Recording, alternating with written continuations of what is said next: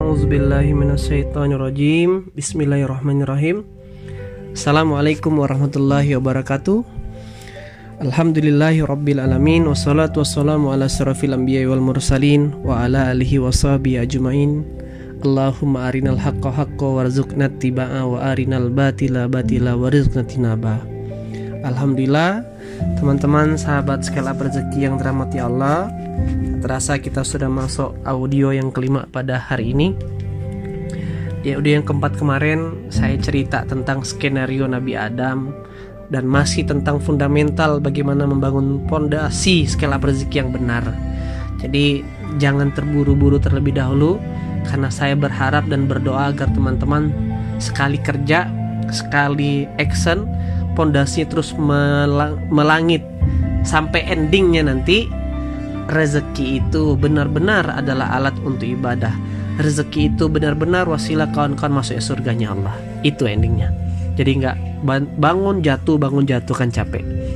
Nah, maka di kesempatan kali ini saya melanjutkan di audio keempat tadi terkait lihatlah perilaku Nabi Adam. Nah, ini namanya bab adab kepada Allah. Sejatinya rezeki yang kita inginkan itu punya Allah, dan harus paham tekniknya. Dan sejatinya dalam proses meraih rezeki itu ada musuh, ada rivalitas abadi yang bernama iblis. Dan iblis itu sifat yang ada dalam jin maupun manusia.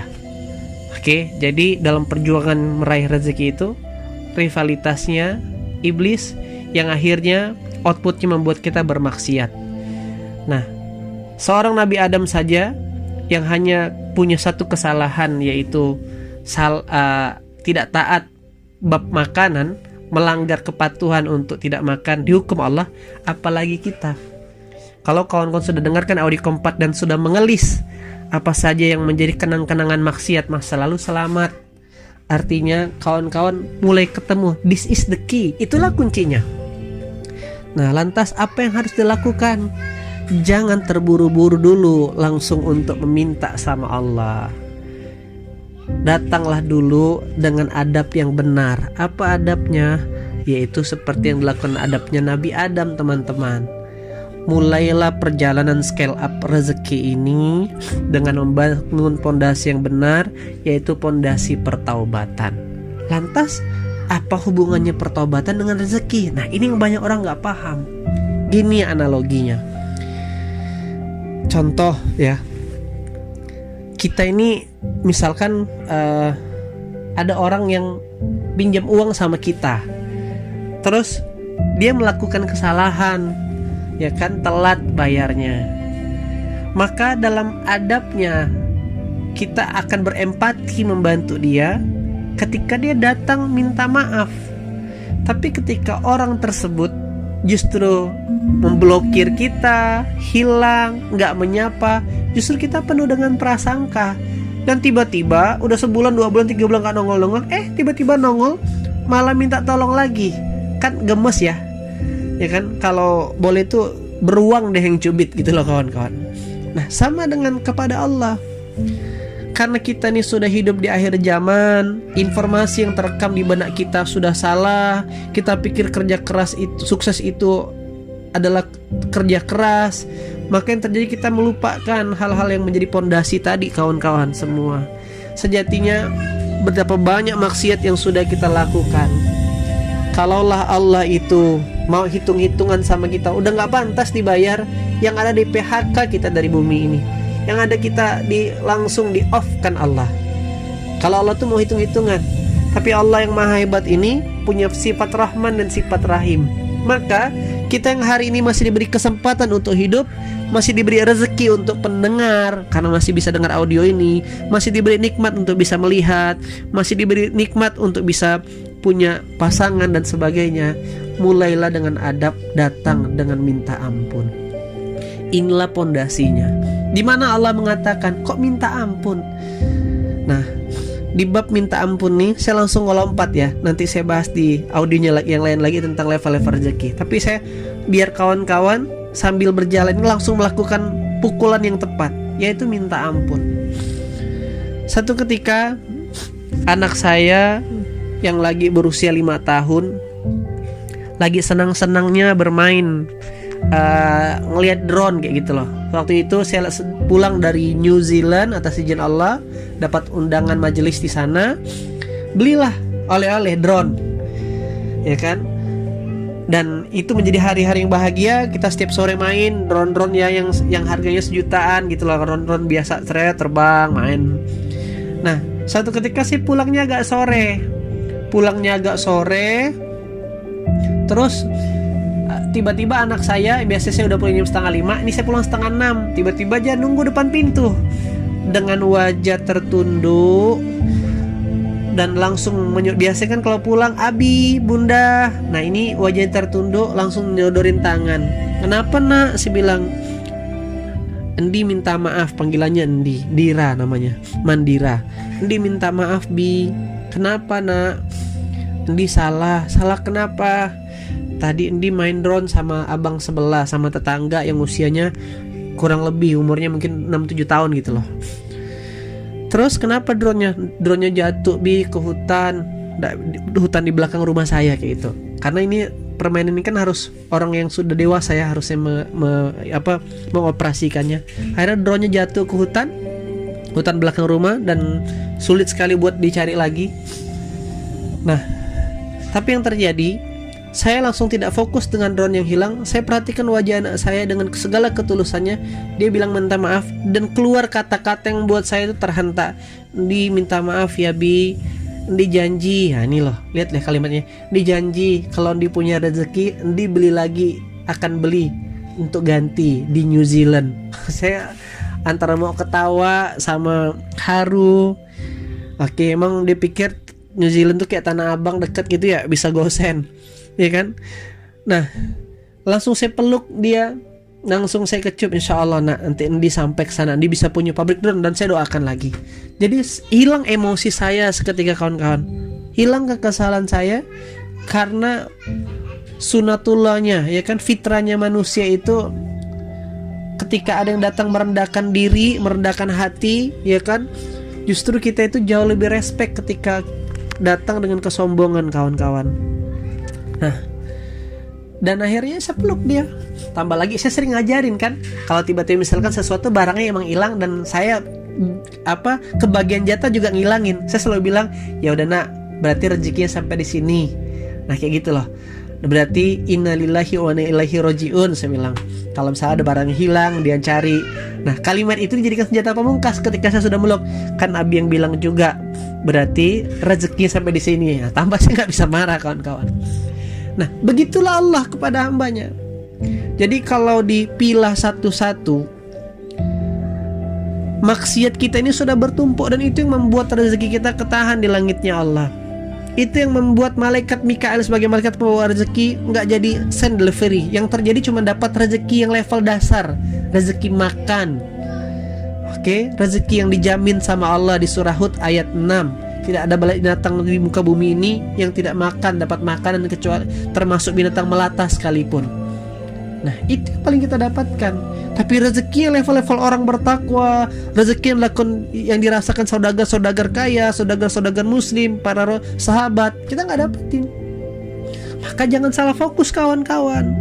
Sekali lagi, rezeki tidak hanya sama dengan harta ya.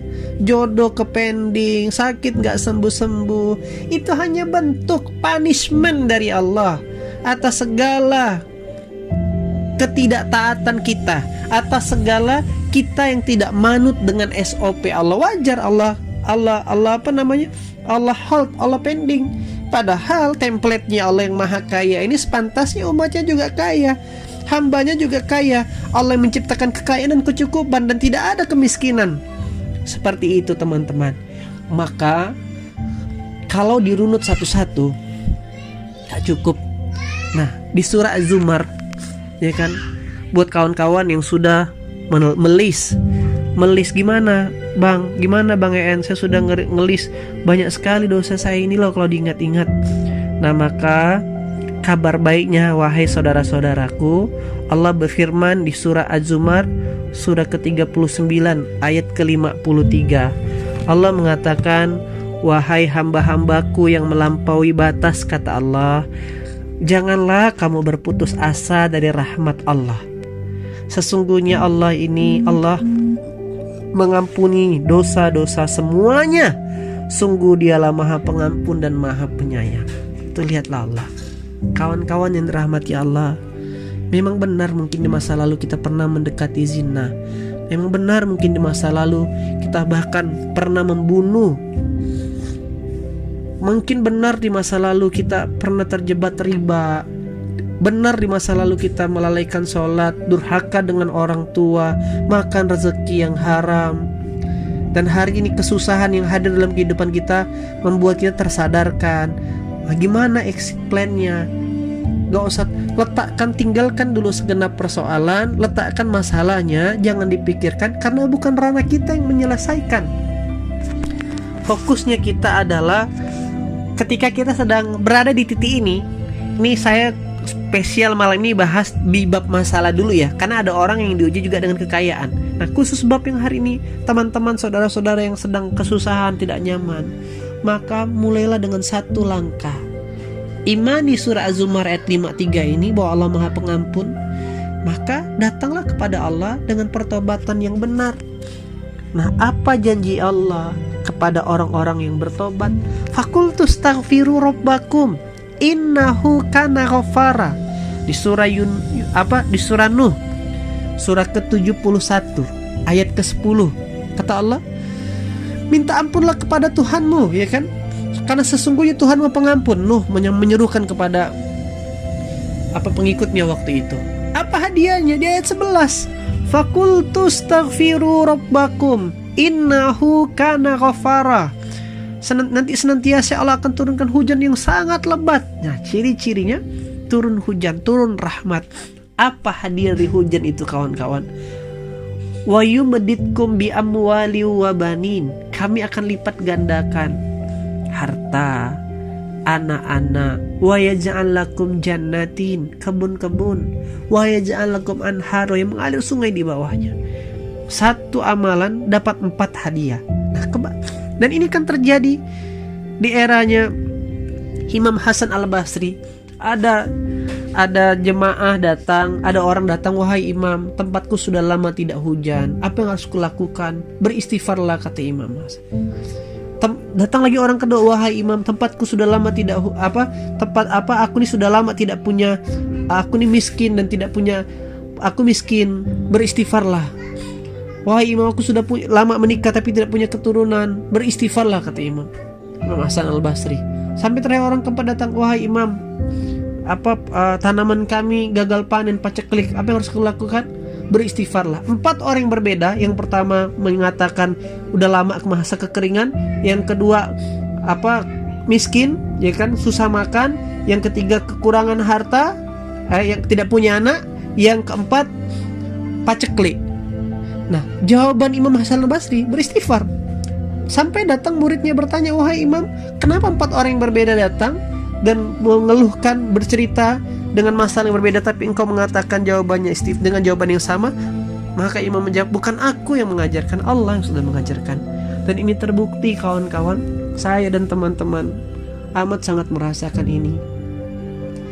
Bahwa ya kita ini udah sadar, kita nih penuh dosa, penuh maksiat. Gak usah nuntut dulu, udah tahu bersalah. Sekali lagi saya bilang, dikasih kesempatan hidup saja alhamdulillah. Kondisi kita hari ini adalah kondisi terbaik yang Allah rencanakan buat kita. Ujian yang kita hadapi hari ini adalah ujian dengan kadar terbaik yang Allah tahu kita mampu. Lantas kenapa kita gusar? Karena kita jauh dari Allah, karena kita gak pegang kunci jawabannya. Sehingga seperti orang yang anak SMA, ya kan, dikasih ujian matematika, ya kan, matematikanya tingkat S2, terus dia bingung, gak bisa ngerjain.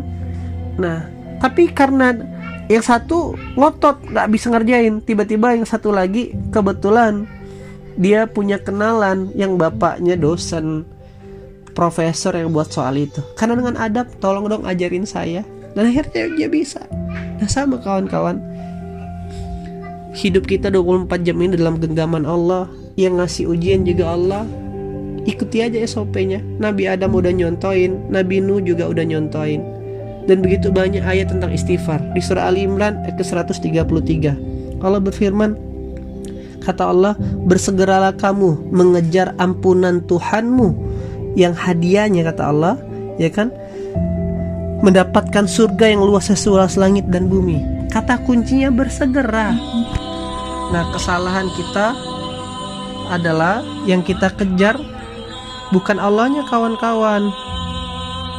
Yang kita kejar adalah bumbunya. Yang kita kejar adalah bukan sutradara utamanya. Nah, padahal yang bikin skrip sutradara. Oke. Nah, sebagai penutup, saya ingin teman-teman ngasih satu doa selain doa Nabi Adam di surah Al-A'raf ayat ke-23 yang kemarin, Rabbana zalamna anfusana wa ilam taghfir lana wa tarhamna lanakuna minal khosirin. Jadikan doa itu sebagai muqaddimah. Setiap teman-teman berdoa, ya kan, minta ampun, jangan banyak nuntut. Itu pesan inti dari audio yang kelima ini. Nah, maka kawan-kawan bisa buka di surah Ali Imran ayat ke-193. Ini doa Masya Allah ya. Rabbana farfir lana. Ya Allah, ampunilah dosa-dosa kami ya Allah. Bukan hanya minta ampunkan dosa. Rabbana farfir lana. Rabbana farfir lana zunubana wa kafir anna sayyiatina wa tawaffana ma'al abror. Ya Allah, ampunkan. Yang kedua, hapuskan. Nah, ini keren sekali. Kalau dalam bahasa orang pacaran tuh, kamu emang udah nyakiti aku udah maafkan, tapi aku gak bisa ngelupain. Tapi kalau ini kita udah dosa, udah buat maksiat, minta Allah ampunkan dan minta Allah hapuskan, kawan-kawan. Rabbana farfir lana zunubana wa kafir anna sayyiatina wa tawaffana ma'al abror. Nah, coba dah kawan-kawan praktek. Kayak orang yang pingin diet tuh teman-teman. Kesalahan orang langsung lompat minum suplemen. Harusnya bersihkan dulu dengan detox. Nah, semoga dengan membangun pondasi pertobatan ini, Allah takdirkan kawan-kawan dapat 4 hadiah tadi. Dikasih harta yang berlimpah, dikasih keturunan, dikasih kebun-kebun. Kalau zaman sekarang mungkin konversinya adalah perusahaan.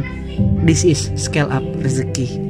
Itu yang bisa sampaikan teman-teman. Semoga audio yang kelima ini bermanfaat. Selamat mulai pintu pertobatan teman-teman. Perbanyak istighfar, perbanyak minta ampun kepada Allah. Jangan banyak nuntut. Jadilah hamba yang betul-betul punya adab dan akhlak di hadapan Tuhan, bukan hanya di hadapan makhluk, kawan-kawan semuanya. Yang lebih datang dari Allah, yang kurangnya dari saya. Selamat praktek. Assalamualaikum warahmatullahi wabarakatuh.